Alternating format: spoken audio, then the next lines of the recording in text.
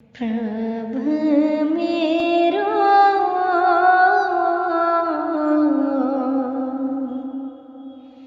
इतोत सदा सहाय।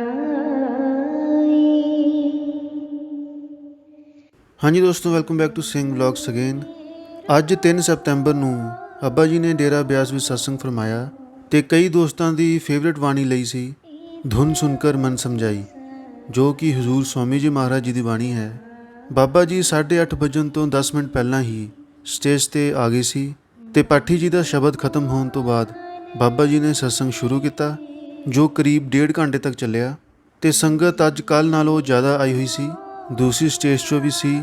ਅੱਜ ਬਾਬਾ ਜੀ ਨੇ ਸਤਸੰਗ ਦੇ ਦੌਰਾਨ ਇੱਕ ਸਾਖੀ ਸੁਣਾਈ ਸੀ, ਜਿਸ ਨੂੰ ਸੁਣ ਕੇ ਸੰਗਤ ਜੋਸ਼ ਨਾਲ ਵੀ ਭਰ ਗਈ ਤੇ ਕੁਝ ਇਮੋਸ਼ਨਲ ਵੀ ਹੋ ਗਏ। ਉਹ ਵੀ ਮੈਂ ਤੁਹਾਡੇ ਨਾਲ ਸ਼ੇਅਰ ਕਰੂੰਗਾ ਇਸ ਵੀਡੀਓ ਵਿੱਚ। ਸਤਸੰਗ ਦੇ ਕੁਝ ਪੁਆਇੰਟਸ ਸ਼ਾਰਟ ਵਿੱਚ ਤੁਹਾਡੇ ਨਾਲ ਸ਼ੇਅਰ ਕੀਤੇ ਜਾਣਗੇ। धुन सुन कर मन समझाई,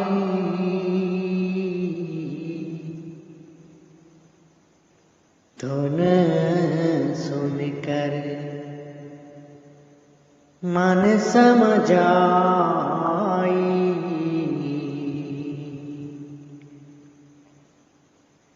कोट जतन से ये नहीं माने,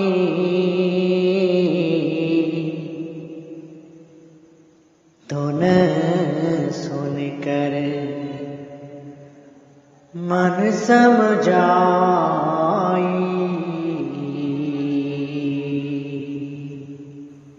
ਅੱਜ ਦਾ ਸਤਸੰਗ ਬਾਬਾ ਜੀ ਨੇ ਮਨ ਦੇ ਉੱਤੇ ਕੀਤਾ ਕਿ ਮਨ ਨੂੰ ਕਿਸ ਤਰ੍ਹਾਂ ਕਾਬੂ ਕਰਨਾ ਹੈ, ਜੋ ਪਰਮਾਰਥ ਦੇ ਰਸਤੇ ਵਿੱਚ ਬਹੁਤ ਵੱਡੀ ਰੁਕਾਵਟ ਹੈ। ਸਵਾਮੀ ਜੀ ਮਹਾਰਾਜ ਸਾਨੂੰ ਰੂਹਾਨੀਅਤ ਦੇ ਰਸਤੇ ਵਿੱਚ ਜੋ ਰੁਕਾਵਟ ਆਉਂਦੀ ਹੈ ਉਸ ਬਾਰੇ ਸਮਝਾਉਣ ਦੀ ਕੋਸ਼ਿਸ਼ ਕਰ ਰਹੇ ਹਨ।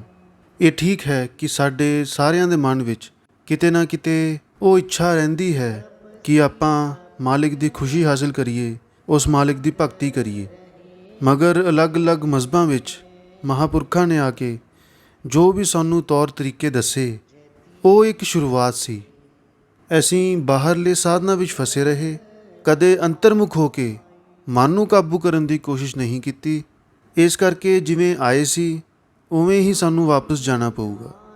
ਹੁਣ ਇਨਸਾਨ ਜੋ ਕੁਝ ਵੀ ਕਰਦਾ ਹੈ ਮਨ ਦੇ ਜ਼ਰੀਏ ਕਰਦਾ ਹੈ। ਉਹ ਭਾਵੇਂ ਚੰਗੇ ਕੰਮ ਹੋਣ ਭਾਵੇਂ ਮਾੜੇ ਕੰਮ ਹੋਣ, ਉਹ ਕਰਦਾ ਤਾਂ ਮਨ ਦੇ ਜ਼ਰੀਏ ਹੀ ਹੈ। ਦੋਸਤੋ, ਬਾਬਾ ਜੀ ਨੇ ਹਜ਼ੂਰ ਜੀ ਦਾ ਉਦਾਹਰਨ ਦਿੰਦੇ ਹੋਏ ਕਿਹਾ ਕਿ ਹਜ਼ੂਰ ਜੀ ਫਰਮਾਇਆ ਕਰਦੇ ਸੀ ਕਿ ਜੇ ਮਨ ਤੁਹਾਡੇ ਕਾਬੂ ਵਿੱਚ ਹੈ ਤਾਂ ਇਸ ਤੋਂ ਵੱਡਾ ਦੋਸਤ ਨਹੀਂ ਕੋਈ ਹੋ ਸਕਦਾ, ਤੇ ਜੇ ਮਨ ਬੇਕਾਬੂ ਹੈ ਤਾਂ ਇਸ ਤੋਂ ਵੱਡਾ ਦੁਸ਼ਮਣ ਵੀ ਕੋਈ ਨਹੀਂ ਹੋ ਸਕਦਾ। ਔਰ ਮਨ ਵਿੱਚ ਖਿਆਲ ਆਉਂਦਾ ਹੈ ਕਿ 2 ਜਾਂ 3 ਮਨ ਹਨ, ਇੱਕ ਜਿਹੜਾ ਚੰਗੇ ਪਾਸੇ ਲੈ ਕੇ ਜਾਂਦਾ ਹੈ ਔਰ ਦੂਜਾ ਜਿਹੜਾ ਨੀਚੇ ਦੀ ਤਰਫ ਤੇ ਬਾਹਰ ਦੀ ਤਰਫ ਲੈ ਕੇ ਜਾਂਦਾ ਹੈ। ਇੱਥੇ ਬਾਬਾ ਜੀ ਨੇ ਕਬੀਰ ਸਾਹਿਬ ਦੀ ਬਾਣੀ ਦਾ ਉਦਾਹਰਨ ਦਿੱਤਾ। ਕਬੀਰ ਸਾਹਿਬ ਦੀ ਬਾਣੀ ਹੈ, ਕਬੀਰ ਮਨ ਤੋਂ ਏਕ ਹੈ, ਭਾਵੇਂ ਜਹਾਂ ਲਗਾਏ, ਭਾਵੇਂ ਗੁਰ ਕੀ ਭਗਤੀ ਕਰ, ਭਾਵੇਂ ਵਿਸ਼ੇ ਕਮਾਏ। ਇਹ 2-3 ਮਨ ਨਹੀਂ ਹਨ, ਮਨ ਇੱਕੋ ਹੀ ਹੈ। ਹੁਣ ਜੇ ਮਨ ਦੀ ਬਾਗਡੋਰ ਸਾਡੇ ਹੱਥ ਵਿੱਚ ਹੈ, ਅਸੀਂ ਮਨ ਨੂੰ ਜਿੱਥੇ ਵੀ ਠੀਕ ਸਮਝਦੇ ਹਾਂ ਉਸ ਤਰਫ ਖਿੱਚ ਸਕਦੇ ਹਾਂ। ਮਗਰ ਜੇ ਐਸੀ ਮਨ ਦੇ ਅਧੀਨ ਹੋ ਕੇ ਬੈਠ ਗਏ ਤਾਂ ਫਿਰ ਸਾਰੀ ਉਮਰ ਮਨ ਦੀ ਚਾਕਰੀ ਵਿੱਚ ਗੁਜ਼ਰ ਜਾਂਦੀ ਹੈ। ਬਾਵਜੂਦ ਇਹਦੇ ਆਪਾਂ ਸਮਝਦੇ ਹਾਂ ਕਿ ਸਹੀ ਕੀ ਹੈ ਗਲਤ ਕੀ ਹੈ, ਮਗਰ ਇਨਸਾਨ ਆਪਣੇ ਆਪ ਨੂੰ ਇੰਨਾ ਮਜਬੂਰ ਪਾਉਂਦਾ ਹੈ ਔਰ ਮਨ ਦੀ ਚੱਕਰੀ ਵਿੱਚ ਸਾਰੀ ਉਮਰ ਗੁਜ਼ਾਰ ਕੇ ਚਲੇ ਜਾਂਦਾ ਹੈ। ਬਾਬਾ ਜੀ ਨੇ ਅੱਗੇ ਸਵਾਲ ਜਵਾਬ ਦੀ ਗੱਲ ਕੀਤੀ ਕਿ ਜਦੋਂ ਵੀ ਮੌਕਾ ਮਿਲਦਾ ਹੈ ਤਾਂ ਸਵਾਲ ਜਵਾਬ ਵਿੱਚ ਇਹੋ ਚੀਜ਼ ਆਉਂਦੀ ਹੈ ਕਿ ਮਨ ਨਹੀਂ ਟਿਕਦਾ, ਮਨ ਕਾਬੂ ਵਿੱਚ ਨਹੀਂ ਆਉਂਦਾ, ਕਿ ਮਨ ਨਹੀਂ ਲੱਗਦਾ। ਇਸ ਕਰਕੇ ਖੇਡ ਤਾਂ ਸਾਰਾ ਹੀ ਮਨ ਦਾ ਹੈ। ਹੁਣ ਇਸ ਵਕਤ ਮਨ ਦੀ ਕੀ ਅਵਸਥਾ ਹੈ? ਤਾਂ ਆਪ ਨੇ ਬਾਣੀ ਵਿੱਚ ਫਰਮਾਇਆ ਸੀ, ਇਹ ਮਨ ਮੈਲਾ ਅੰਧਾ ਹੈ ਕਿਸ ਆਖ ਸੁਣਾਵਾਂ। ਕਿ ਇਸ ਵਕਤ ਮਨ ਦੇ ਅੱਗੇ ਉਹ ਮਾਇਆ ਦਾ ਪਰਦਾ ਛਾਇਆ ਹੋਇਆ ਹੈ ਔਰ ਉਸ ਮਾਇਆ ਦੇ ਨੀਚੇ ਦਬ ਕੇ ਇਹ ਨਾ ਤਾਂ ਆਪਣੇ ਅਸਲ ਦੀ ਪਹਿਚਾਨ ਕਰ ਸਕਿਆ ਔਰ ਨਾ ਹੀ ਉਹ ਤਰਕ ਦੇ ਨਾਲ ਆਪਣੀ ਜ਼ਿੰਦਗੀ ਬਤੀਤ ਕਰ ਸਕਿਆ। ਠੋਕਰਾਂ ਖਾਂਦਾ ਫਿਰਦਾ ਹੈ, ਸਿੱਖਣ ਦੀ ਕੋਸ਼ਿਸ਼ ਕਰਦਾ ਹੈ। ਔਰ ਇਹ ਜੋ ਸਾਡੇ ਕਰਮ ਹਨ ਇਹ ਕਿਸੇ ਇੱਕ ਜਨਮ ਦੇ ਨਹੀਂ ਹਨ। ਜਨਮ ਜਨਮ ਕੀ ਇਸ ਮਨ ਕੋ ਮਲ ਲਾਗੀ, ਕਾਲਾ ਹੋਇਆ ਸਿਆ। ਪਤਾ ਨਹੀਂ ਕਿੰਨੇ ਜਨਮਾਂ ਦੇ ਇਹ ਕਰਮ ਇਕੱਠੇ ਕੀਤੇ ਹੋਏ ਹਨ ਔਰ ਇਹਦੇ ਨੀਚੇ ਦਬ ਕੇ ਇਨਸਾਨ ਆਪਣਾ ਵਜੂਦ, ਆਪਣਾ ਅਸਲ, ਆਪਣੀ ਹਸਤੀ ਨੂੰ ਹੀ ਭੁੱਲ ਕੇ ਬੈਠ ਗਿਆ ਹੈ। ਇੰਨਾ ਮਨ ਦੇ ਅਧੀਨ ਹੋ ਗਿਆ ਹੈ ਕਿ ਇਹ ਜੋ ਵੀ ਕਰਦਾ ਹੈ ਇਸ ਵਕਤ ਮਨ ਦੇ ਕਹਿਣ ਦੇ ਉੱਤੇ ਕਰਦਾ ਹੈ। ਮਨ ਜੋ ਚਾਹੁੰਦਾ ਹੈ, ਇੱਥੋਂ ਤੱਕਰ ਮਾਲਿਕ ਤੋਂ ਵੀ ਅਸੀਂ ਉਹੀ ਮੰਗਾਂ ਮੂਹਰੇ ਰੱਖਾਂਗੇ। ਹੁਣ ਮਨ ਨਹੀਂ ਪੂਰੀਆਂ ਕਰ ਸਕਦਾ, ਪੂਰੀ ਵੀ ਮਾਲਿਕ ਨੇ ਕਰਨੀ ਹੈ। ਅਸੀਂ ਤਾਂ ਮੰਗਾਂ ਮੂਹਰੇ ਰੱਖ ਕੇ, ਮਨ ਦੇ ਮਗਰ ਲੱਗ ਕੇ, ਮੰਗਾਂ ਅੱਗੇ ਰੱਖ ਕੇ ਮਨ ਨੂੰ ਹੀ ਮਾਲਿਕ ਦੇ ਉੱਤੇ ਬਿਠਾ ਦਿੱਤਾ। ਇਸ ਕਰਕੇ ਆਪਾਂ ਮਨ ਦੀ ਅਵਸਥਾ ਨੂੰ ਸਮਝਣ ਦੀ ਕੋਸ਼ਿਸ਼ ਕਰਨੀ ਹੈ ਔਰ ਜਿਹੜੇ ਮਨ ਨੂੰ ਕਾਬੂ ਕਰਨਾ ਹੈ ਉਹਨੂੰ ਸਮਝਣ ਦੀ ਕੋਸ਼ਿਸ਼ ਕਰਨੀ ਹੈ। ਆਪ ਫਰਮਾਉਂਦੇ ਹਨ, ਮਨ ਜਿੱਤੇ ਜਗ ਜੀਤ, ਕਿ ਜਿਨ੍ਹਾਂ ਨੇ ਮਨ ਦੀ ਲੜਾਈ ਜਿੱਤ ਲਈ ਉਹੀ ਅਸਲ ਵਿੱਚ ਸੂਰਮੇ ਹਨ।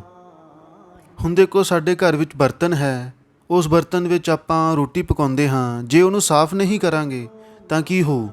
ਆਹਿਸਤਾ ਆਹਿਸਤਾ ਉਸ ਬਰਤਨ ਦੇ ਉੱਤੇ ਮੈਲ ਇਕੱਠੀ ਹੋਣੀ ਸ਼ੁਰੂ ਹੋ ਜਾਂਦੀ ਹੈ ਔਰ ਉਹ ਇੰਨੀ ਮੈਲ ਬਰਤਨ ਦੇ ਉੱਤੇ ਲੱਗ ਜਾਂਦੀ ਹੈ, ਕੋਈ ਐਸਾ ਵਕਤ ਆ ਜਾਂਦਾ ਹੈ ਸਾਨੂੰ ਉਹਦੇ ਅਸਲ ਦੀ ਪਹਿਚਾਣ ਹੀ ਨਹੀਂ ਰਹਿੰਦੀ। ਫਿਰ ਕੋਈ ਸਾਡਾ ਯਾਰ ਦੋਸਤ ਆਉਂਦਾ ਹੈ, ਸਮਝਾਉਂਦਾ ਹੈ ਕਿ ਭਾਈ ਬਰਤਨ ਇੰਨਾ ਗੰਦਾ ਹੈ, ਇਹਦੇ ਵਿੱਚ ਰੋਟੀ ਖਾਓਗੇ, ਗੰਦਗੀ ਹੈ, ਕੋਈ ਬਿਮਾਰੀ ਆ ਜਾਊਗੀ, ਹੋਰ ਕੋਈ ਤਕਲੀਫ ਹੋ ਜਾਊਗੀ, ਇਹਨੂੰ ਸਾਫ਼ ਵੀ ਕਰ ਲਿਆ ਕਰੋ। ਫਿਰ ਆਪਾਂ ਉਹਨੂੰ ਸਾਫ਼ ਕਰਨਾ ਸ਼ੁਰੂ ਕਰਦੇ ਹਾਂ, ਰਗੜਦੇ ਜਾਵਾਂਗੇ। ਇੱਕ ਤਹਿ ਮੈਲ ਦੀ ਨਿਕਲਦੀ ਹੈ, ਨੀਚੇ ਦੂਜੀ ਹੋਰ ਦਿਖਾਈ ਦਿੰਦੀ ਹੈ, ਦੂਜੀ ਉਤਰਦੀ ਹੈ, ਤੀਜੀ ਮਿਲਦੀ ਹੈ। ਹੁਣ ਹਿੰਮਤ ਛੱਡ ਕੇ ਬੈਠ ਜਾਵਾਂਗੇ, ਉਹ ਬਰਤਨ ਗੰਦੇ ਦਾ ਗੰਦਾ ਰਹਿ ਜਾਣਾ ਹੈ। ਮਗਰ ਜੇ ਰਗੜਦੇ ਜਾਵਾਂਗੇ ਕਿਤੇ ਨਾ ਕਿਤੇ ਉਹਦੀ ਚਮਕ ਵਾਪਸ ਆ ਜਾਂਦੀ ਹੈ। ਫਿਰ ਸਾਨੂੰ ਅਹਿਸਾਸ ਹੁੰਦਾ ਹੈ ਕਿ ਉਹ ਜਿਹੜਾ ਚਮਕਦਾ ਬਰਤਨ ਸੀ, ਜੋ ਖਰੀਦਿਆ ਸੀ, ਉਹ ਕੋਈ ਹੋਰ ਚੀਜ਼ ਹੈ, ਇਹ ਮੈਲ ਕੋਈ ਹੋਰ ਚੀਜ਼ ਹੈ। ਇਹ ਤਾਂ ਵਕਤ ਦੇ ਨਾਲ ਉਹਦੇ ਨਾਲ ਆ ਕੇ ਜੁੜ ਗਈ, ਮਗਰ ਬਰਤਨ ਜਦੋਂ ਖਰੀਦਿਆ ਸੀ ਉਹ ਤਾਂ ਚਮਕਦਾ ਬਰਤਨ ਸੀ। ਇਸ ਕਰਕੇ ਗੁਰੂ ਘਰ ਨੇ ਆਪਾਂ ਨੂੰ ਸਮਝਾਇਆ ਸੀ, ਮਨ ਰੇ ਤੂੰ ਜੋਤ ਸਰੂਪ ਹੈ, ਆਪਣਾ ਮੂਲ ਪਹਿਚਾਨ। ਇਹ ਗੰਦਗੀ ਇਹਨੇ ਇਕੱਠੀ ਕੀਤੀ ਹੋਈ ਹੈ, ਇਹਦੀ ਅਸਲੀਅਤ ਤਾਂ ਬਿਲਕੁਲ ਅਲੱਗ ਹੈ। ਇਹ ਤਾਂ ਚਮਕਦਾ ਬਰਤਨ ਸੀ, ਮਨ ਤੂੰ ਜੋਤ ਸਰੂਪ ਹੈ।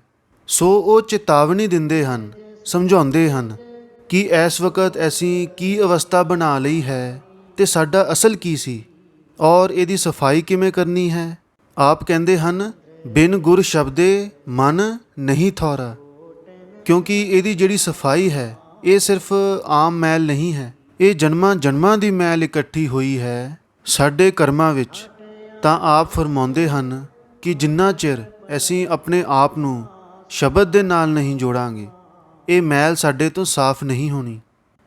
ਅੱਗੇ ਬਾਬਾ ਜੀ ਨੇ ਫਿਰ ਇੱਕ ਗੁਰਬਾਣੀ ਦਾ ਉਦਾਹਰਨ ਦਿੱਤਾ ਕਿ ਆਪਾਂ ਗੁਰਬਾਣੀ ਵਿੱਚ ਪੜ੍ਹਦੇ ਹਾਂ, ਮੂਤ ਪਲੀਤੀ ਕੱਪੜ ਹੋਵੇ, ਕੋਈ ਕੱਪੜਾ ਗੰਦਾ ਹੋ ਜਾਂਦਾ ਹੈ, ਆਪਾਂ ਸਾਬਣ ਦੇ ਨਾਲ ਉਹਨੂੰ ਸਾਫ਼ ਕਰ ਲੈਂਦੇ ਹਾਂ। ਮਗਰ ਅੱਗੇ ਕੀ ਫਰਮਾਇਆ, ਭਰੀਏ ਮਤ ਪਾਪਾਂ ਕੇ ਸੰਗ, ਉਹ ਧੋਬੇ ਨਾਮੇ ਕੇ ਰੰਗ, ਕਿ ਜਿਹੜੀ ਅੰਦਰਲੀ ਮੈਲ ਹੈ, ਜਿਹੜੀ ਜਨਮਾਂ ਦੀ ਇਕੱਠੀ ਕੀਤੀ ਹੋਈ ਹੈ, ਉਹ ਕੋਈ ਬਾਹਰ ਪਾਣੀ ਵਿੱਚ ਡੁਬਕੀਆਂ ਮਾਰਨ ਦੇ ਨਾਲ ਸਾਫ਼ ਨਹੀਂ ਹੋਣ ਲੱਗੀ, ਕੋਈ ਸਿਰਫ ਤੀਰਥਾਂ 'ਤੇ ਜਾ ਕੇ ਇਹ ਮੈਲ ਨਹੀਂ ਸਾਫ਼ ਹੋਣ ਲੱਗੀ। ਆਪ ਕਹਿੰਦੇ ਹਨ, ਉਹ ਧੋਬੇ ਨਾਮੇ ਕੇ ਰੰਗ, ਉਹ ਨਾਮ ਦੇ ਨਾਲ ਸਾਫ਼ ਹੋਊਗੀ, ਸ਼ਬਦ ਦੇ ਨਾਲ ਸਾਫ਼ ਹੋਊਗੀ, ਨਾ ਕਿ ਕਿਸੇ ਬਾਹਰਮੁਖੀ ਸਾਧਨ ਦੇ ਨਾਲ। ਇੱਕ ਹੋਰ ਦੋਸਤੋਂ ਬਾਬਾ ਜੀ ਨੇ ਉਦਾਹਰਨ ਦਿੱਤਾ ਸੀ ਕਿ ਜਦੋਂ ਸਾਡਾ ਕੋਈ ਕੱਪੜਾ ਗੰਦਾ ਹੋ ਜਾਂਦਾ ਹੈ ਤਾਂ ਆਪਾਂ ਉਹਨੂੰ ਉਹ ਧੋਬੀ ਕੋਲ ਲੈ ਜਾਂਦੇ ਹਾਂ। ਜੇ ਗਹਿਰਾ ਦਾਗ ਲੱਗ ਜਾਂਦਾ ਹੈ ਤਾਂ ਧੋਬੀ ਵੀ ਹੱਥ ਚੁੱਕ ਦਿੰਦਾ ਹੈ ਕਿ ਇਹ ਭਾਈ ਮੇਰੇ ਵੱਸ ਦੀ ਗੱਲ ਨਹੀਂ। ਤੇ ਸਾਨੂੰ ਕੱਪੜਾ ਚੰਗਾ ਲੱਗਦਾ ਹੈ ਤਾਂ ਆਪਾਂ ਕੀ ਕਰਦੇ ਹਾਂ, ਉਹੀ ਦਾਗੀ ਕੱਪੜਾ ਆਪਾਂ ਹਲਾਰੀ ਕੋਲ ਲੈ ਜਾਂਦੇ ਹਾਂ। ਹਲਾਰੀ ਨੇ ਕੀ ਕਰਨਾ ਹੈ, ਉਹਦੇ ਉੱਤੇ ਕੋਈ ਹੋਰ ਗੂੜਾ ਰੰਗ ਚੜ੍ਹਾ ਦਿੰਦਾ ਹੈ, ਉਹਦੇ ਨਾਲ ਉਹ ਸਾਨੂੰ ਦਾਗ ਦਿਖਾਈ ਨਹੀਂ ਦਿੰਦਾ। ਬੀਬੀਆਂ ਵੀ ਇਹੀ ਸ਼ਬਦ ਪੜ੍ਹਦੀਆਂ ਹਨ, ਗੂੜੇ ਰੰਗ ਵਿੱਚ ਰੰਗ ਦਿਓ ਜੀ ਕਿ ਮੈਲੀਆਂ ਨੇ ਸਾਡੀਆਂ ਰੂਹਾਂ। ਸੋ ਇਸ ਕਰਕੇ ਜੇ ਮਨ ਨੂੰ ਕਾਬੂ ਕਰਨਾ ਹੈ ਤਾਂ ਉਸ ਨਾਮ ਦੇ ਨਾਲ ਜੋੜਨਾ ਪਊਗਾ, ਉਸ ਨਾਮ ਦੇ ਰੰਗ ਵਿੱਚ ਰੰਗਣਾ ਪਊਗਾ। ਬਾਕੀ ਜਿਹੜੇ ਸਾਧਨ ਹਨ ਉਹ ਇੱਕ ਅਵਸਥਾ ਬਣਾ ਸਕਦੇ ਹਨ, ਮਾਹੌਲ ਬਣਾ ਸਕਦੇ ਹਨ, ਮਗਰ ਇਸ ਮੈਲ ਨੂੰ ਸਾਫ਼ ਨਹੀਂ ਕਰ ਸਕਦੇ। ਅੱਗੇ ਦੋਸਤੋਂ ਬਾਬਾ ਜੀ ਨੇ ਪੂਰੀ ਡਿਟੇਲ ਵਿੱਚ ਇਸ ਚੀਜ਼ ਨੂੰ ਸਮਝਾਇਆ ਕਿ ਇਹ ਮਨ ਸਾਡਾ ਕਿਵੇਂ ਇੰਨੀ ਛੇਤੀ ਪ੍ਰਭਾਵਿਤ ਹੋ ਜਾਂਦਾ ਹੈ ਤੇ ਸਾਡੇ ਇਹ ਕਰਮ, ਇਹ ਮੈਲ ਇੰਨੀ ਗਹਿਰਾਈ ਵਿੱਚ ਕਿਵੇਂ ਹੋਈ। ਇਸ ਬਾਰੇ ਉਹਨਾਂ ਨੇ ਡੀਪਲੀ ਬਿਆਨ ਕੀਤਾ, ਹਰੇਕ ਪਹਿਲੂ ਤੋਂ, ਮਨ ਦੀ ਸੋਬਤ ਬਾਰੇ, ਸੰਗਤ ਬਾਰੇ, ਕਿ ਮਨ ਉਸੇ ਤਰ੍ਹਾਂ ਆਪਣੀ ਆਦਤਾਂ ਇਖਤਿਆਰ ਕਰ ਲੈਂਦਾ ਹੈ ਜਿਹੋ ਜੀ ਇਹਨੂੰ ਸੋਬਤ ਮਿਲਦੀ ਹੈ, ਸੰਗਤ ਮਿਲਦੀ ਹੈ। ਇਹ ਮਨ ਦੇ ਉੱਤੇ ਜੋ ਪ੍ਰਭਾਵ ਪਏ ਹੋਏ ਨੇ, ਉਹ ਪ੍ਰਭਾਵ ਇਕੱਠੇ ਹੋ ਕੇ ਸਾਡੇ ਕਰਮ ਬਣ ਜਾਂਦੇ ਹਨ ਅਤੇ ਜਨਮਾਂ ਜਨਮਾਂ ਦੇ ਪ੍ਰਭਾਵ ਹਨ। ਕਿਸਮਤ ਬਣ ਜਾਂਦੀ ਹੈ। ਕਿਸਮਤ ਇੱਕ ਅਵਸਥਾ ਵਿੱਚ ਲਿਆ ਕੇ ਸਾਨੂੰ ਖੜਾ ਕਰ ਦਿੰਦੀ ਹੈ। ਇਸ ਕਰਕੇ ਮਾਲਿਕ ਨੇ ਜੇ ਇਨਸਾਨ ਨੂੰ ਉੱਤਮ ਤੋਂ ਉੱਤਮ ਜਾਮਾ ਬਖਸ਼ਿਆ ਹੈ, ਉਹ ਟੌਪ ਆਫ ਦਾ ਕ੍ਰੀਏਸ਼ਨ ਕਿਹਾ ਹੈ, ਉਹ ਇਸ ਕਰਕੇ ਕਿ ਮਾਲਿਕ ਨੇ ਜੋ ਨਿਚਲੇ ਜੀਵ ਹਨ ਉਹ ਭੋਗ ਜੁਨੀਆਂ ਹਨ। ਇਨਸਾਨ ਦਾ ਜਾਮਾ ਕਰਮ ਜੁਨੀ ਹੈ। ਇਹਨੂੰ ਵਿਵੇਕ ਦੀ ਤਾਕਤ ਦਿੱਤੀ ਹੈ, ਉਹ ਸੈਂਸ ਆਫ ਡਿਸਕ੍ਰਿਮੀਨੇਸ਼ਨ ਦਿੱਤਾ ਹੈ। ਵਿਵੇਕ ਦੇ ਨਾਲ ਅਸੀਂ ਉਹ ਤਰਕ ਇਸਤੇਮਾਲ ਕਰਨਾ ਹੈ, ਚੰਗਾ ਔਰ ਬੁਰਾ ਪਹਿਚਾਨਣਾ ਹੈ, ਤਾਂ ਹੀ ਅਸੀਂ ਆਪਣੇ ਆਪ ਨੂੰ ਇਸ ਕਰਮ ਕਾਂਡ ਵਿੱਚੋਂ ਕੱਢ ਸਕਾਂਗੇ। ਮਗਰ ਕੀ ਇਨਸਾਨ ਸਿੱਖਦਾ ਹੈ? ਸਿਖਾਉਣ ਵਾਲਿਆਂ ਦੀ ਕਮੀ ਨਹੀਂ ਹੈ, ਗ੍ਰੰਥਾਂ ਪੋਥੀਆਂ ਦੀ ਕਮੀ ਨਹੀਂ ਹੈ, ਮਗਰ ਅਸੀਂ ਪੜ੍ਹ ਜ਼ਰੂਰ ਲੈਂਦੇ ਹਾਂ, ਅਮਲ ਵਿੱਚ ਨਹੀਂ ਲਿਆਉਂਦੇ। ਔਰ ਇਸੇ ਕਰਕੇ ਆਹਿਸਤਾ ਆਹਿਸਤਾ ਇਹ ਦੁਨੀਆ ਦੇ ਪ੍ਰਭਾਵ ਸਾਡੇ ਮਨ ਉੱਤੇ ਇੰਨੇ ਹਾਵੀ ਹੋ ਜਾਂਦੇ ਹਨ ਕਿ ਇਨਸਾਨ ਆਪਣੀ ਅਸਲ ਭੁੱਲ ਕੇ ਬੈਠ ਜਾਂਦਾ ਹੈ। ਦੋਸਤੋ, ਇੱਕ ਜਗ੍ਹਾ ਬਾਬਾ ਜੀ ਨੇ ਰਾਵਣ ਦਾ ਉਦਾਹਰਣ ਵੀ ਦਿੱਤਾ ਸੀ ਕਿ ਰਾਵਣ ਇੱਕ ਟੀਕਾਕਾਰ ਪੰਡਤ ਸੀ। ਜਿਹੜੇ ਉਹਦੇ ਇੰਨੇ ਸਿਰ ਦਿਖਾਏ ਜਾਂਦੇ ਨੇ, ਉਹ ਬੜੀ ਸਿੰਬੋਲਿਕ ਚੀਜ਼ ਹੈ। ਉਹਦਾ ਮਤਲਬ ਸੀ ਕਿ ਇੰਨੇ ਸਿਰਾਂ ਜਿੰਨਾ ਉਹਦੇ ਕੋਲੇ ਗਿਆਨ ਸੀ। ਕਹਿੰਦੇ ਹਨ ਸਾਰੇ ਵੇਦਾਂ ਸ਼ਾਸਤਰਾਂ ਦਾ ਗਿਆਨ ਉਹਦੇ ਉਂਗਲੀਆਂ ਉੱਤੇ ਸੀ, ਮਗਰ ਕੀ ਗਿਆਨ ਦੇ ਨਾਲ ਉਹ ਆਪਣੀ ਜਾਨ ਬਚਾ ਸਕਿਆ? ਅੱਜ ਤੱਕ ਆਪਾਂ ਉਹਦਾ ਪੁਤਲਾ ਬਣਾ ਕੇ ਫੂਕਦੇ ਹਾਂ। ਜਿਹੜਾ ਬਾਹਰਲਾ ਗਿਆਨ ਹੈ, ਅੱਜ ਕੱਲ੍ਹ ਇੰਟਰਨੈਟ ਦਾ ਖੇਲ ਹੈ, ਇੱਕ ਬਟਨ ਦਬਾ ਕੇ ਜਿੰਨਾ ਮਰਜ਼ੀ ਗਿਆਨ ਆਪਾਂ ਹਾਸਿਲ ਕਰ ਸਕਦੇ ਹਾਂ, ਮਗਰ ਕੀ ਉਹਦੇ ਨਾਲ ਆਪਾਂ ਆਪਣੀ ਜ਼ਿੰਦਗੀ ਬਦਲ ਲਈ? ਜਿੰਨਾ ਚਿਰ ਉਸ ਗਿਆਨ ਨੂੰ ਅਮਲ ਵਿੱਚ ਨਹੀਂ ਲਿਆਉਂਗੇ, ਤੁਹਾਨੂੰ ਉਸ ਚੀਜ਼ ਦਾ ਐਕਸਪੀਰੀਅੰਸ, ਉਸ ਚੀਜ਼ ਦਾ ਅਨੁਭਵ ਨਹੀਂ ਹੋਊਗਾ, ਵਿਸ਼ਵਾਸ ਨਹੀਂ ਬਣੂਗਾ। ਗਿਆਨ ਨੂੰ ਇਕੱਠਾ ਕਰੀ ਜਾਵਾਂਗੇ, ਸਾਨੂੰ ਹੋਰ ਕਨਫਿਊਜ਼ਨ ਵੱਧ ਜੂਗੀ, ਹੋਰ ਜ਼ਿਆਦਾ ਦੁਵਿਧਾ ਵਿੱਚ ਪੈ ਜਾਵਾਂਗੇ। ਜਿੰਨਾ ਚਿਰ ਸੋਝੀ ਨਹੀਂ ਆਉਂਦੀ, ਜਿੰਨਾ ਚਿਰ ਅਸੀਂ ਖੁਦ ਐਕਸਪੀਰੀਅੰਸ ਕਰਕੇ, ਅਨੁਭਵ ਕਰਕੇ ਅੱਗੇ ਨਹੀਂ ਵਧਾਂਗੇ, ਵਿਸ਼ਵਾਸ ਨਹੀਂ ਰਹਿਣਾ। ਸਾਡੀ ਤਾਂ ਇਹ ਅਵਸਥਾ ਹੈ, ਥੋੜ੍ਹੀ ਜਿਹੀ ਦੁੱਖ ਤਕਲੀਫ ਆ ਜੇ, ਉਸੇ ਵਕਤ ਸਾਡਾ ਖਿਆਲ ਡੋਲ ਜਾਂਦਾ ਹੈ, ਸਾਡਾ ਵਿਸ਼ਵਾਸ ਡੋਲ ਜਾਂਦਾ ਹੈ। ਅਸੀਂ ਸਵਾਲ ਕਰਨੇ ਸ਼ੁਰੂ ਕਰ ਦਿੰਦੇ ਹਾਂ। ਇਸ ਕਰਕੇ ਕਿ ਆਪਾਂ ਸੁਣੀਆਂ ਸੁਣਾਈਆਂ ਗੱਲਾਂ ਉੱਤੇ, ਪੜ੍ਹੀਆਂ ਪੜ੍ਹਾਈਆਂ ਗੱਲਾਂ ਉੱਤੇ ਆਪਣਾ ਵਿਸ਼ਵਾਸ ਬਣਾਇਆ ਹੈ। ਜਿੰਨਾ ਚਿਰ ਸਾਡੀ ਹੱਡਬੀਤੀ ਉੱਤੇ ਨਹੀਂ ਬਣੂਗਾ ਨਾ, ਅਸੀਂ ਇਸ ਸਫ਼ਰ ਨੂੰ ਪੂਰਾ ਨਹੀਂ ਕਰ ਸਕਾਂਗੇ। ਬਾਬਾ ਜੀ ਨੇ ਬੁੱਲੇ ਸ਼ਾਹ ਦੀ ਸਾਖੀ ਵੀ ਸੁਣਾਈ ਸੀ। ਸਾਈਂ ਬੁੱਲੇ ਸ਼ਾਹ ਆਪ ਬੜੇ ਪੜ੍ਹੇ ਲਿਖੇ ਸੀ, ਬੜੇ ਆਜ਼ਲ ਫਾਜ਼ਲ ਸਨ, ਔਰ ਤਲਕ ਵੀ ਆਪ ਜੀ ਦਾ ਸੈਯਦ ਪਰਿਵਾਰ ਦੇ ਨਾਲ ਸੀ। ਮੁਸਲਮਾਨਾਂ ਵਿੱਚ ਸੈਯਦਾਂ ਨੂੰ ਬਹੁਤ ਉੱਚਾ ਮੰਨਿਆ ਜਾਂਦਾ ਹੈ। ਉਹ ਆਪਣਾ ਇਤਿਹਾਸ ਮੁਹੰਮਦ ਸਾਹਿਬ ਦੇ ਨਾਲ ਜੋੜਦੇ ਹਨ, ਮਗਰ ਇਸ ਦੇ ਬਾਵਜੂਦ ਰੂਹਾਨੀਅਤ ਦੇ ਰਸਤੇ ਉੱਤੇ ਜਦੋਂ ਉਹਨਾਂ ਨੇ ਅੱਗੇ ਵਧਣ ਦੀ ਕੋਸ਼ਿਸ਼ ਕੀਤੀ ਤਾਂ ਜ਼ਿਆਦਾ ਸਮਝ ਨਹੀਂ ਪਾਏ, ਤਾਂ ਖੋਜ ਵਿੱਚ ਲੱਗ ਗਏ। ਕਿਸੇ ਨੇ ਦੱਸਿਆ ਕਿ ਇੱਕ ਬਾਬਾ ਹੈਗਾ, ਤਾਂ ਸ਼ਾਇਦ ਉਹਦੇ ਕੋਲੇ ਜਾ ਕੇ, ਸ਼ਾਹ ਅਨਾਇਤ ਕੋਲ ਜਾ ਕੇ ਉਹ ਤੁਹਾਨੂੰ ਇਹਨਾਂ ਚੀਜ਼ਾਂ ਬਾਰੇ ਸਮਝਾ ਸਕਦਾ ਹੈ। ਤਾਂ ਮਨ ਵਿੱਚ ਅਹੰਕਾਰ ਸੀ ਕਿ ਮੈਂ ਇੰਨਾ ਆਜ਼ਲ ਫਾਜ਼ਲ ਸੈਯਦ, ਮੁਸਲਮਾਨਾਂ ਵਿੱਚ ਵੀ ਜਾਤਾਂ ਹੁੰਦੀਆਂ ਹਨ, ਉਹ ਰਾਈ ਜ਼ਾਤ ਦੇ, ਉਹਨਾਂ ਕੋਲੇ ਜਾ ਕੇ ਕਿ ਉਹ ਮੈਨੂੰ ਸਮਝਾਉਣਗੇ। ਮਗਰ ਜਦੋਂ ਉਹ ਪਿਆਸ ਨਹੀਂ ਬੁਝੀ ਤਾਂ ਉਹਨਾਂ ਕੋਲੇ ਹਾਜ਼ਰ ਹੋਏ।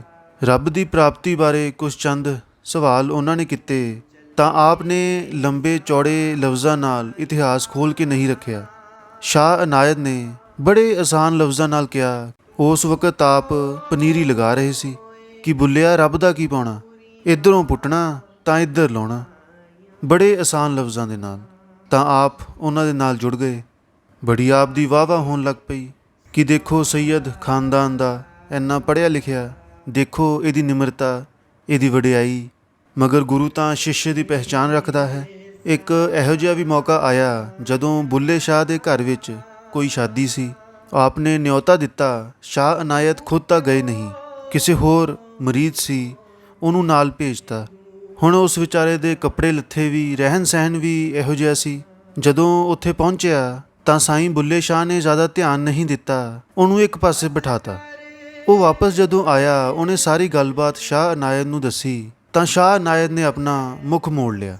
ਫਿਰ ਜਿਹੜੀ ਤੜਫ ਇੱਕ ਸ਼ਿਸ਼ ਨੂੰ ਹੁੰਦੀ ਹੈ, ਉਹ ਤੜਫ ਗਏ ਆਪਣੇ ਗੁਰੂ ਨੂੰ ਦੇਖਣ ਵਾਸਤੇ ਔਰ ਇਸ ਅਵਸਥਾ ਤੱਕ ਪਹੁੰਚ ਗਏ ਕਿ ਕਿਵੇਂ ਨਾ ਕਿਵੇਂ ਦਰਸ਼ਨ ਹੋ ਜਾਣ। ਤਾਂ ਆਪ ਨੇ ਇੱਕ ਔਰਤ ਦਾ ਵੇਸ਼ ਪਾ ਕੇ ਉਹਨਾਂ ਦੇ ਸਾਹਮਣੇ ਨੱਚਣਾ ਸ਼ੁਰੂ ਕਰ ਦਿੱਤਾ ਕਿ ਮੁਰਸ਼ਦ ਦੇ ਦਰਸ਼ਨ ਤਾਂ ਹੋਣ। ਔਰ ਜਦੋਂ ਸ਼ਾਹ ਅਨਾਇਤ ਨੇ ਪੁੱਛਿਆ ਕਿ ਤੂੰ ਭੁੱਲਾ ਹਾਂ, ਤਾਂ ਪੈਰਾਂ ਵਿੱਚ ਡਿੱਗ ਕੇ ਕਹਿੰਦੇ ਕਿ ਨਹੀਂ ਜੀ, ਮੈਂ ਤਾਂ ਭੁੱਲਾ ਹਾਂ, ਬਖਸ਼ ਲੈ, ਬਖਸ਼ ਲੈ। ਬਾਬਾ ਜੀ ਨੇ ਅੱਗੇ ਸਮਝਾਇਆ ਕਿ ਅਸੀਂ ਤਾਂ ਆਪਣੀ ਸ਼ਰਮ ਵਿੱਚ, ਆਪਣੇ ਮਜ਼ਹਬਾਂ ਵਿੱਚ, ਆਪਣੇ ਤੌਰ ਤਰੀਕਿਆਂ ਵਿੱਚ ਫਸੇ ਹੋਏ ਹਾਂ। ਅਸੀਂ ਤਾਂ ਇਹਨਾਂ ਵਿੱਚ ਹੀ ਸਾਰੀ ਉਮਰ ਫਸੇ ਰਹਿੰਦੇ ਹਾਂ। ਦੋਸਤੋ, ਇਹ ਸਾਖੀ ਸੁਣ ਕੇ ਸੰਗਤ ਕਾफ़ी ਇਮੋਸ਼ਨਲ ਹੋ ਗਈ। ਜਿनको ਪ੍ਰੇਮ ਖਿਲਣ ਕਾ ਚਾਓ, ਸਿਰ ਧਰ ਤਲੀ ਗਲੀ ਮੁਰੇ ਆਓ। ਇਹ ਪ੍ਰੇਮ ਦਾ ਖੇਲ ਹੈਗਾ। ਜੇ ਆਪਾਂ ਇਹਨਾਂ ਸ਼ਰਮਾਂ ਵਿੱਚ ਹੀ, ਇਹਨਾਂ ਚੀਜ਼ਾਂ ਥੱਲੇ ਹੀ ਦਬੇ ਰਵਾਂਗੇ, ਫਿਰ ਸਾਡੀ ਵੱਸ ਦੀ ਨਹੀਂ ਇਹ ਗੱਲ। ਸੋ ਇਸ ਕਰਕੇ ਆਪਾਂ ਆਪਣਾ ਧਿਆਨ ਉਸ ਭਗਤੀ ਦੀ ਤਰਫ ਰੱਖਣਾ ਹੈ, ਕਰਨੀ ਦੀ ਤਰਫ ਰੱਖਣਾ ਹੈ। ਪਰਮਾਰਥ ਇੱਕ ਜਾਗਰਤਾ ਹੈ, ਇੱਕ ਅਨੁਭਵ ਹੈ, ਇੱਕ ਰੀਅਲਾਈਜੇਸ਼ਨ ਹੈ। ਇਹ ਬਾਹਰਲੀਆਂ ਜਿਹੜੀਆਂ ਚੀਜ਼ਾਂ ਹਨ, ਸਿਰਫ ਮਾਹੌਲ ਬਣਾਉਣ ਵਾਸਤੇ ਹਨ। अपना दिखा दे